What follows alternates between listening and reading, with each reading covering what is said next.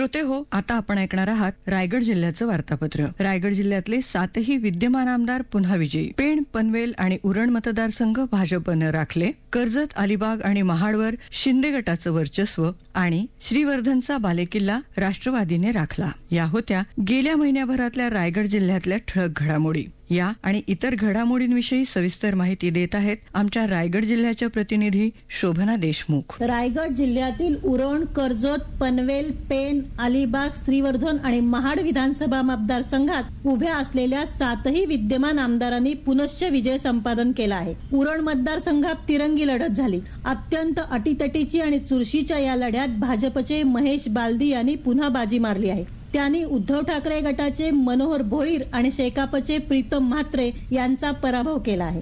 पनवेलची निवडणूक देखील चुरशीची झाली. तेथेही तिरंगी लढत झाली. शेकापचे बाळाराम पाटील आणि उद्धव ठाकरे गटाच्या लीना गरड यांचा पराभव करीत भाजपचे प्रशांत ठाकूर तिसऱ्यांदा विजयी झाले. कर्जतची निवडणूकही रंगतदार ठरली. तिरंगी सामन्यात महेंद्र थोरवे पुन्हा विजयी झाले. त्यांनी आपले निकटचे प्रतिस्पर्धी अपक्ष उमेदवार सुधाकर घारे यांचा पराभव केला.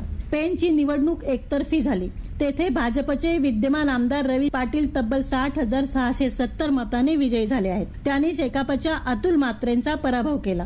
अलिबाग हा शेकापचा बालेकिल्ला, मात्र इथे सलग दुसऱ्यांदा शेकापला पराभवाचा फटका बसला आहे. तिरंगी लढतीत शिंदे गटाचे विद्यमान आमदार महेंद्र दळवी पुन्हा विजयी झाले. त्यांनी शेकापच्या चित्रलेखा पाटील यांचा 29,600 मतांनी पराभव केला.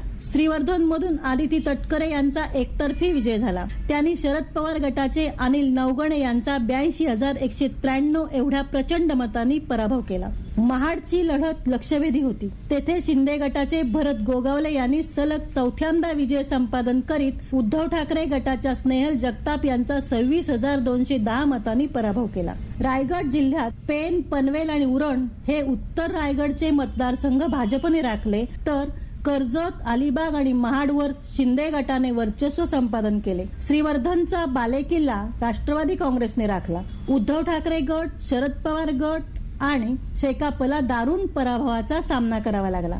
खरं तर कधी काळी रायगड जिल्हा हा शेकापचा बालेकिल्ला होता. मात्र 2019 प्रमाणेच 2024 मध्ये देखील शेकापला जिल्ह्यात एकही जागा जिंकता आलेली नाही.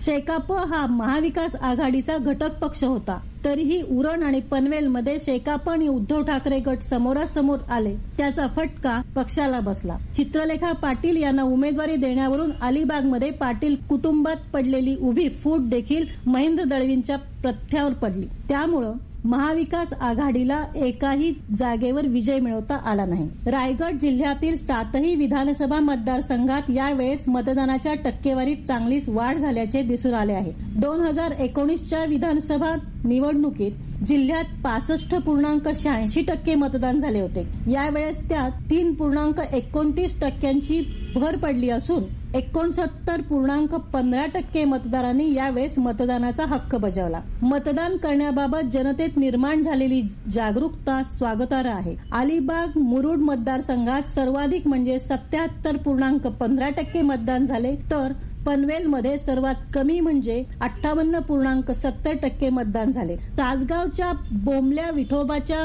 यात्रेपासून रायगड मधील यात्रांना सुरुवात होते. भात पीक घरात आलेले असते. शेतीची कामं उरकलेली असतात. त्यामुळं नोव्हेंबर-डिसेंबर मध्ये रायगड मधील यात्रांना सुरुवात होते. सालबादाप्रमाणे बोंबल्या विठोबाच्या यात्रेला कार्तिकी एकादशी पासून सुरुवात झाली आहे. सासगावच्या यात्रेला 400 वर्षाची परंपरा आहे. संत श्रेष्ठ तुकाराम महाराज देखील बोंबल्या विठोबाच्या यात्रेला येत असल्याची इतिहासात नोंद आहे. तब्बल 15 दिवस चालणाऱ्या या यात्रेला रायगडच नव्हे तर संपूर्ण कोकणातून भक्त येत असतात. रायगड जिल्ह्यात 300 पेक्षा जास्त वाड्या आणि वस्त्या आहेत. यातील 184 वाड्यांवर जाण्यासाठी आजही पक्के रस्ते नाहीत हे वास्तव काही दिवसांपूर्वी करण्यात आलेल्या एका पाहणीतून पुढे आलं आहे. या वाड्यांवर आजही वाहन जात नाही. मूलभूत सुविधांपासून वंचित असलेल्या या वाड्यांवरील कोणी आजारी पडले तर त्याला झोळीतून आणावे लागते.